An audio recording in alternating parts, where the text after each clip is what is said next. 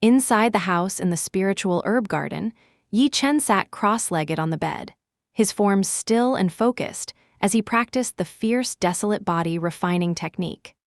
The unexpected mystery of the method occupied his mind, the realization that enduring beatings could actively aid in body refinement becoming a solid fact. Across his shoulder and body, the wounds inflicted by the fire whip were gradually healing, the flesh knitting itself back together with a visible speed that prompted a soft exclamation of awe at the overwhelming power of the body refining technique. He rose to his feet and tested his improved physical condition by throwing a forceful punch into the empty air before him.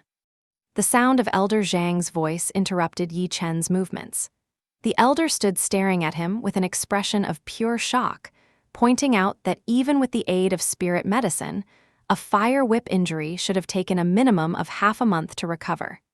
He expressed utter disbelief that after only one night, Yi Chen's injury had already healed completely. Yi Chen responded with a soft smile, reminding the elder of his inherently tough constitution. Elder Zhang stepped forward and held Yi Chen's hand, his own grip conveying a deep sense of relief. The elder then produced a small pouch, his expression turning serious as he instructed Yi Chen to keep the item safe. A flicker of curiosity passed over Yi Chen's features as he accepted the pouch. Upon seeing the heavenly spirit talisman inside, he was genuinely surprised, recognizing it as one of the elder's most treasured possessions. Understanding its immense value, Yi Chen immediately moved to decline the gift, stating it was far too valuable for him to accept. Elder Zhang stopped him, explaining with firm clarity that the talisman required true qi to activate and was therefore useless to someone like himself who lacked it. Yi Chen considered the talisman's significance as one of the three major treasures of the Manhwa sect, capable of confining a cultivator's true qi for a significant period, and felt a wave of gratitude for the elder's generosity, knowing the man had endured great humiliation to keep it safe. He bowed deeply to the elder, who told him not to stand on ceremony. The two of them moved outside to stand together under the night sky, gazing up at the moon. Elder Zhang offered words of encouragement, urging Yi Chen to do his best in the times to come. Yi Chen promised to always remember the elder's teachings. The following morning, as Yi Chen prepared to depart, Elder Zhang called out to him. Hua begged him not to go, insisting that the people he was facing were truly evil. Yi Chen reassured them both that he would be fine. As he finally departed, Elder Zhang waved and told him to be cautious. Meanwhile, in the back mountains of the Manhwa sect, a cloaked figure observed the scene from a high tree branch, watching an unsuspecting disciple walk the path below. The cloaked figure allowed a smile to form, privately stating that since these people liked to play dirty, he would play with them too. He stood on the branch and announced his arrival in a voice that was both loud and yet directed, declaring his presence to the disciples of the Diyang Peak.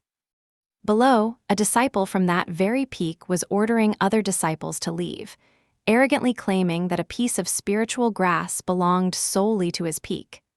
Just as he felt proud of successfully driving them away, a fast movement from behind made him spin around to demand the identity of the intruder.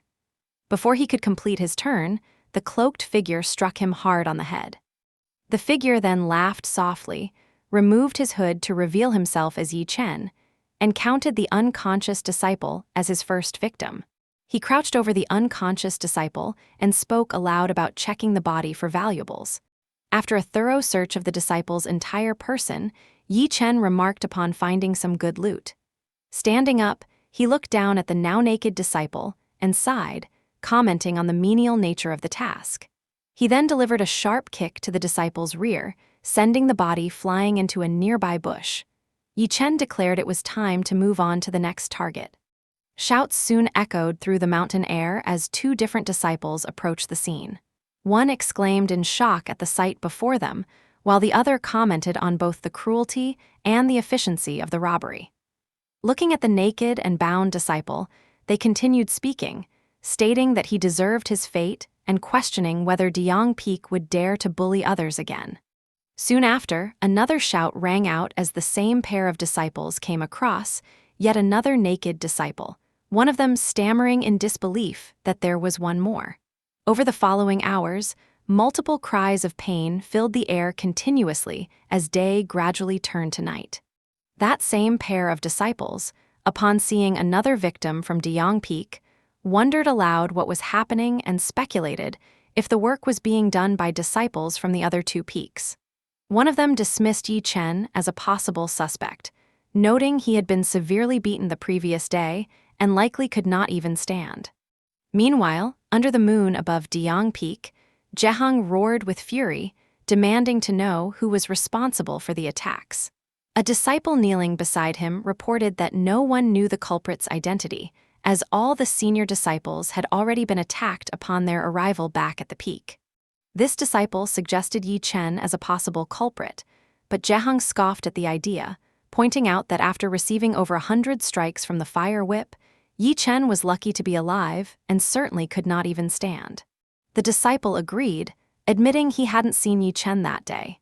He then wondered if the attackers were from Tian Yang or Ren Yang peaks, to which Jehang ordered an investigation, vowing to make the perpetrators pay. Back at the spiritual herb garden, multiple full sacks thudded heavily onto the ground as Yi Chen celebrated his haul. Before him lay numerous items: bottles of jade spirit liquid, piles of spirit grass, and heaps of spirit stones. He exclaimed that the resources were enough to help him break through to the 4th level. He picked up one of the bottles and prepared to advance his cultivation. Surrounded by gathering qi, he meditated deeply until a breakthrough occurred. He opened his eyes and announced his success in reaching the qi condensation 4th stage. He glanced out the window at the approaching dawn and noted it was time to resume his work. In the back mountains, Yi Chen held a stick.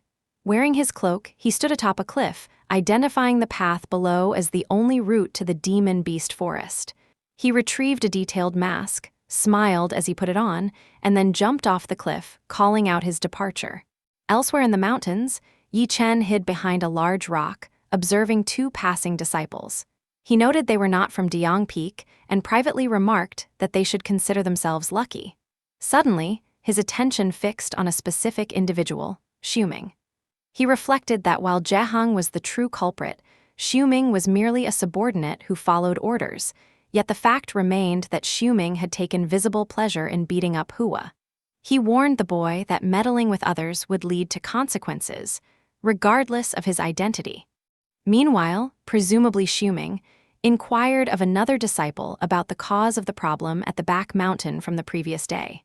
The other disciple suggested it must have been the work of those from the other 2 peaks. Yi Chen, hidden behind a rock, observed as the first disciple agreed with the assessment, and the second disciple elaborated on the nature of the ongoing conflict between the 3 main peaks. Just as Yi Chen prepared to act, Xiuming noticed a group of other disciples approaching and asked if they were heading to the demon beast forest. Those disciples confirmed their intent to hunt the blood spider. Yi Chen, still concealed, registered the arrival of more individuals and resolved to proceed with his plan. A purple-robed individual, likely named Yang, commented on the inherent danger of the blood spider and formally proposed that the groups join forces for the hunt. Suddenly, a small black object was thrown into the midst of the group. Yang reacted instantly by slashing at the object with his weapon, triggering an immediate explosion that filled the entire area with a thick, obscuring smoke. A coughing disciple demanded that the hidden figure reveal themselves. A swift stick then struck one of the disciples squarely on the head. The purple-robed youth cursed aloud upon spotting a blurred figure moving within the smoke and unleashed a qi-infused palm strike, ordering the figure to show itself. Another disciple was struck by his attack, and the purple-robed youth recognized him as a brother from his peak, looking deeply frustrated. Yi Chen then struck the purple-robed youth from behind. Seeing the youth groaning on the ground, Yi Chen noted the formidable strength of a cultivator at the peak of the qi condensation 6th stage, as the youth had not immediately fainted from the stick blow. Yi Chen struck him once more, finally sending him fully to the ground. More shouts came from within the dissipating smoke. Xiuming emerged from the haze, demanding to know who was hiding, but before he could react further, Yi Chen punched him forcefully in the abdomen. As Xu Ming doubled over, he saw the cloaked figure swing into his view and strike his head, the impact leaving him drooling with snot. The smoke slowly cleared to reveal the cloaked Yi Chen standing while holding one end of a chain, with the group of shackled disciples at the other end. Yi Chen chuckled softly and expressed his intent to continue hunting due to the pleasant weather. Soon, more shouts echoed from another part of the back mountains. Later, Yi Chen, now without his cloak, admitted to himself that he felt exhaustion setting in and that it was nearly time to conclude his activities. In the distance, two streaks of light were seen approaching, their presence sparking a wave of excitement in Yi Chen. As the two lights drew closer, he recognized them as practitioners of the Foundation establishment stage. He smiled to himself and declared that he had caught two significant targets. The two cultivators, Song Yu and Wang Heng, stood prepared as they landed on the back of the mountains. Yi Chen, dressed in his dark cloak and clutching a round object, judged that they were somewhat weaker than expected and that success was within reach. He hurled the object directly toward them.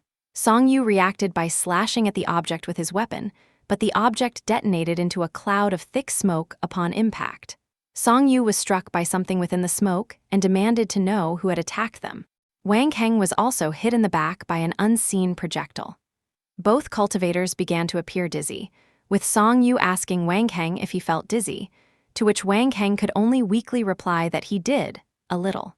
Yi Chen observed their subsequent collapse and reflected that the poison needles acquired from the humpbacked old man were truly effective.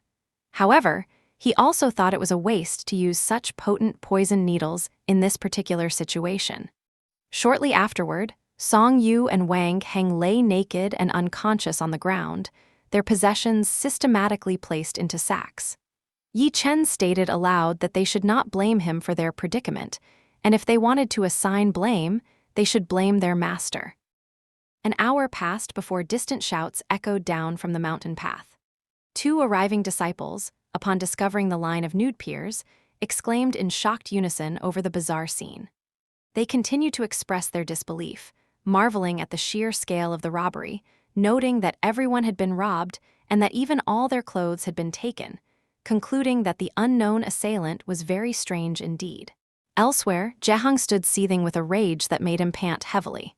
There, at the summit of Dai Yang Peak, he roared into the open air, demanding to know who on earth had committed this act. Within a dimly lit room illuminated by a single candle, a low voice chuckled over the day's income, which was twice that of the previous day. Yi Chen mused to himself that the wealth of those in the condensed Qi realm truly paled in comparison to that of disciples who had reached the Foundation establishment stage. He held a book titled Weapon Refinement Art, contemplating that it was truly precious. While wearing a peculiar expression, he considered that although the Heaven's Breaker sword was easy to wield, its significant weight drastically slowed his speed. He concluded that it was time to refine a new weapon, reasoning that if he were to discard the heavy sword in battle, his speed would increase greatly. And then, armed with a more powerful weapon, he would become even stronger. Inside a secluded cave, Yi Chen surrounded multiple discarded weapons with his true fire, reasoning that the refining apparatus required intense heat, which was perfectly suited for his abilities. He made a specific gesture, deciding to merge these spiritual tools into a single furnace. He then directed his true fire with focused intent, aiming to extract and purify the most essential components from the mass of metal. The true fire focused into a single, intense point. He announced that the first step was complete, resulting in a single piece of glowing red iron fused from the purified essence of the weapons. This material served as an excellent base for a strong new weapon. Yi Chen exhaled softly. He observed that within the fire, the sword had already taken on its basic form. 4 days later, inside the same cave, the sword continued to be refined within the unwavering true fire. Yi Chen finally took the finished blade, smiled with satisfaction, and stated that it was finally complete. He dripped his own blood onto the flat of the sword to seal it, raised the new weapon, and swung it with blinding speed, the strike carving a deep crater into the stone floor below. He named the sword Red Heaven. His two swords, the new and the old, rested side by side beside him as he declared that the next day they would continue hunting, as there was still money to be made. Returning to the back mountains, Yi Chen decided to stop after finishing this one task. He stood motionless among the foliage, thinking that while his plan was perfect, no defense was impervious to everything. Before him, 3 unsuspecting disciples moved in unison. Yi Chen watched them, thinking to himself that if there was an unexpected mistake, it would be considered as self-harm. He then smiled as he considered that teaming up just to pick spirit grass meant Diang Peak's disciples had learned to be clever, as they were fearful of an ambush from behind. Looking confident, Yi Chen thought that even if they were in groups of 3 or 5, with his current strength, he could knock them all down. However, he also recognized that this wasn't a valley, so if he failed to eliminate them all at once, it would cause trouble and provoke more people, which was the worst-case scenario. Suddenly, Yi Chen noticed a familiar chin and recognized Zhao Long. With his trusty wooden staff in hand, Yi Chen's lips twisted into a grim smile as he remarked that since Zhao Long even dared to come alone, he was brave, so he would beat him down. But before he could take action, Yi Chen suddenly noticed Zhao Long swinging his staff. Silence hung heavy in the following moment when Zhao Long slammed his weapon into the unsuspecting disciple who was clutching a sprig of spirit grass, which caused birds to fly off from the impact as Zhao Long stood over the sprawled disciple. Watching the unexpected turn of events, Yi Chen exclaimed in surprise. Zhao Long then snarled as he delivered another whack, declaring that he would see Tian Yang Peak try to mess with their Diang Peak. Yi Chen was at a loss, inwardly thinking that because of the 2 incidents of beating up their students, Diang Peak's Zheheng thought it was Tian Yang Peak's doing. He then realized why Diang Peak's disciples had come in a team that day. As the shouts continued, Yi Chen understood that they weren't there for spirit grass. Their real intention was to knock out the other disciples. When the trio boasted about disabling rivals from Tian Yang and Ren Yang Peaks, Yi Chen exclaimed that this could no longer be blamed on him. From a hilltop overlooking the sect, he observed in contemplation that from then on, the Hengyu sect's back mountain would not be calm anymore. He reasoned that Diang Peak would think Tian Yang and Ren Yang Peaks had attacked them, while Tian Yang would blame Ren Yang, and Ren Yang would blame Tian Yang, making it difficult to say who was the first to have hit the other's disciples. Faced with this tangled situation, Yi Chen thought in frustration how troublesome it was. Afterward, Yi Chen went to Wanbao Pavilion. Inside, the shopkeeper was absorbed in a suspicious-looking book and continued reading even as Yi Chen entered the pavilion. At last, the shopkeeper lifted his gaze and stared at him with suspicion, demanding to know why he was wearing a black robe in the daytime. Startled, Yi Chen wondered how the man could recognize him despite his disguise. The shopkeeper smirked, arms crossed, and remarked that after enduring more than 100 fire whips, Yi Chen had managed to get out of bed so soon, calling his bones hard. Shocked, Yi Chen questioned how the old man even knew about his whipping. The shopkeeper retorted that it was nonsense to ask, since everyone in the outer sect knew of it. Yi Chen could only fall silent at that. Then he placed a pouch on the table and demanded ice jade orchid. The shopkeeper, startled, asked where he had obtained 6,000 spirit stones. Yi Chen replied that he had picked them up, to which the shopkeeper dismissed the excuse by saying he had picked up too much. Receiving the box, Yi Chen remarked that he was simply lucky, while the shopkeeper retorted that next time Yi Chen should tell him so he could pick up some too. Yi Chen then asked if the library of Hengyu sect was open to outer disciples. The shopkeeper explained that on the last day of each month, it would be open to them only for that day. As Yi Chen walked toward the door, he stated that he would come in 3 days. Watching him leave, the shopkeeper smiled with calculation, inwardly judging the boy to be a freak. Inside the spiritual herb garden, Yi Chen controlled his true fire, certain that he would have no problem refining the ice jade orchids into spirit jade liquid and breaking through to the 5th stage of qi condensation. Within Tianyang Peak, Zhang Laodao slammed his table in fury, cursing that others were pushing them too hard. He declared that from that day forward, they must strictly guard against the disciples of Deyang Peak and Rinyang Peak, insisting that the disciples of Tianyang Peak were not pushovers. Meanwhile, on Rinyang Peak, Zhen Ren ordered his followers to find out who was responsible. With fierce eyes, he demanded that once identified, they must strike back. In the back mountains of the Hengyu sect, 2 disciples were collecting spiritual herbs when one suddenly noticed something behind them. 2 figures pounced with sticks, striking as they shouted for the boys to take their blows. Cries of pain echoed through the back mountains. Other disciples who witnessed the ambush exclaimed that the 3 main peaks were now going to be thrown into chaos. Since the trouble had begun, they lamented, no one could casually go into the back mountain, never knowing when they might be struck down. Some muttered that the attackers could knock out whomever they wished, so long as they themselves were spared. Deeper in the mountains, angry shouts rang out. One challenged the disciples of Tianyang Peak to meet him at Fengyan Stage. Another, calling himself Yuekang of Rinyang Peak, declared that he would wait there as well. A third voice, identifying Zhao Long of Deyang Peak, vowed he would not let go even if it meant death. Others urged them to stop wasting words and come on stage to fight. Watching from above, Chu Xuan remarked that such a grand occasion was likely the first since the founding of the Hengyu sect. Beside her, Chu Ling wondered why the 3 main peaks were so carelessly turning against each other. As they continued observing the competing disciples at Fengyan Stage, Chu Xuan explained that the conflict had been building for a long time, and even without this incident, they would have clashed sooner or later. Chu Ling laughed, amused that someone had come up with the idea of striking others in secret. At that moment, Yi Chen suddenly sneezed. While still controlling his true fire, he wondered why he felt a sudden chill. Later that night, the door creaked open. The next day, stepping outside at last, Yi Chen exhaled in exhaustion, relieved that he had finally succeeded. After 2 days and 3 nights, Yi Chen had fully refined hundreds of bottles of spirit jade liquid, his manipulation of fire and refinement process becoming increasingly advanced. The injured giant eagle suddenly approached him. Yi Chen petted its head while asking if it was hungry, to which the eagle, larger than himself, responded with calls. He then took out some meat and fed the eagle, remarking that its injury had yet to fully recover.